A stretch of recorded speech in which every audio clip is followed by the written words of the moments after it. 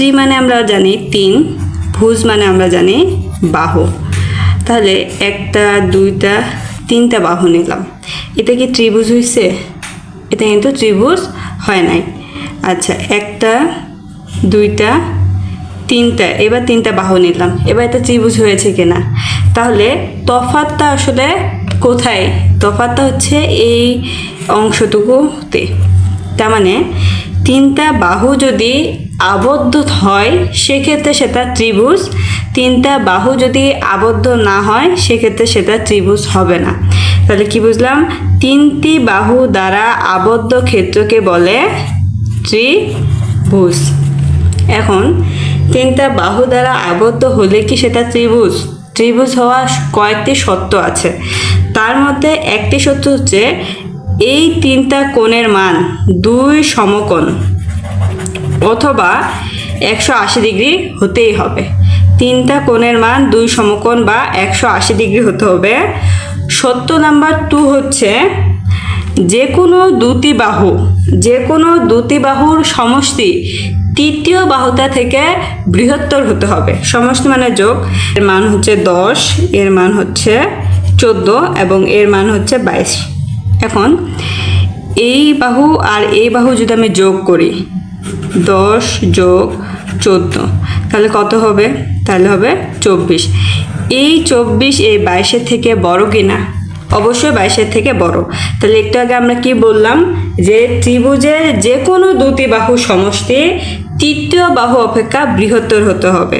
এখন যদি আমি এই দুইটাকে যোগ করি, আচ্ছা 22 যোগ 14, তাহলে 22 আর 14 যোগ করলে হবে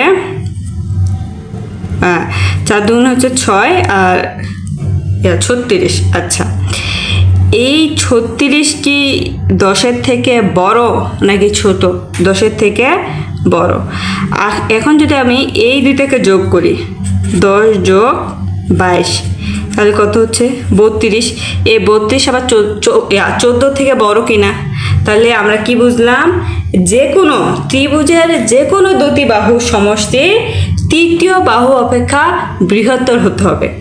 এখন আমি যদি উল্টাটা করি, সাপোজ ধরেন ত্রিভুজের যে কোনো দুটা বাহু আমি বিয়োগ করলাম, ধরেন 14 থেকে আমি 10 বাদ দিলাম, 14 মাইনাস 10, তাহলে কত হচ্ছে? 4।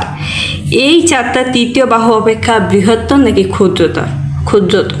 তাহলে শর্ত নাম্বার 3 হচ্ছে ত্রিভুজের যে কোনো দুই বাহুর অন্তর তৃতীয় বাহু অপেক্ষা ক্ষুদ্রতর হতে হবে। আবার যদি দেখি, এই যে 22, এখান থেকে আমি যদি এখানে 14 বিয়োগ করি, তাহলে কত হবে? 12 থেকে 4 বাদ হবে 8, 8 থেকে চলে আসলে এখানে। আচ্ছা, তাহলে 8 হচ্ছে। এখন এই 8 এটার থেকে বড় নাকি ছোট? ছোট। তাহলে সত্য মিলছে।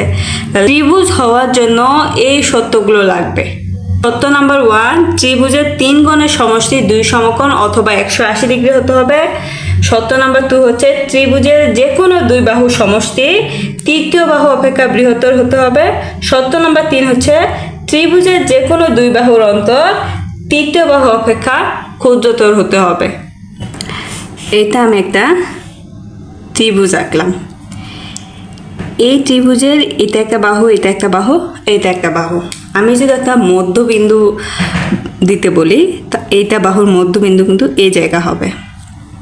এখন এইটা হচ্ছে উপরে যেহেতু আছে, এই জন্য এটা হচ্ছে শীর্ষ বিন্দু।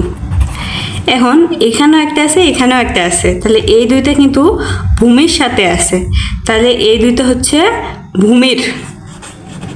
ভূমির শীর্ষ বিন্দু। ঠিক আছে? এখন যেহেতু এই বাহুটার মধ্যবিন্দু এটা বরাবর, এটা মাঝখানে যদি আমি একটা লম্ব আঁকি, সেক্ষেত্রে এটা কি হয়ে গেল? 2 ভাগ হয়ে গেল। তাহলে মাঝখানে 2 ভাগ যে ত্রিভুজটাকে যা দ্বারা করলাম, এটাই হচ্ছে মধ্যমা। এটা কি? এটা হচ্ছে মধ্যমা। এখন যদি বলি একটা ত্রিভুজের কয়টা মধ্যমা থাকে? বাহু যেহেতু 3টা, মধ্যমাও 3টা হবে, কারণ বাহুর মধ্যবিন্দু দিয়ে মধ্যমাটা শুরু করতেছি। তাহলে এখানে আমরা একটা পাইলাম, আমি যদি এইটা একটা মধ্যবিন্দু ধরি, তাহলে এখান থেকে এখানে একটা হবে। আবার আমি যদি এইটার মধ্যবিন্দু এটা ধরি, তাহলে এখান থেকে এই যে এখানে একটা হবে। তাহলে একটা ত্রিভুজে মধ্যমা কয়টি পাইলাম? একটা ত্রিভুজে মধ্যমা হচ্ছে 3টি। মধ্যমা ত্রয় যে বিন্দুতে মিলিত হয় সেটাই হচ্ছে ভরকেন্দ্র। এখন এই যে মধ্যমাগুলো আসলে কোথায়, কোন বিন্দুটাতে এসে মিলিত হয়েছে? এই বিন্দুটাতে এসে মিলিত হয়েছে না? এইটা হচ্ছে, এই বিন্দুটা হচ্ছে ভর কেন্দ্র। এগুলা থেকে কিন্তু পরীক্ষায় প্রচুর প্রশ্ন আসে, তাই খুব মনোযোগ দিতে হবে। এখন একটা জিনিস মাথায় রাখবো, এই অংশটার মান হচ্ছে 1 এবং এই অংশটার মান হচ্ছে 2। এখন এইটা যদি 4 হয় তাহলে এটা 2 হবে, ঠিক আছে? তার মানে দ্বিগুণ আকারে বৃদ্ধি পাচ্ছে।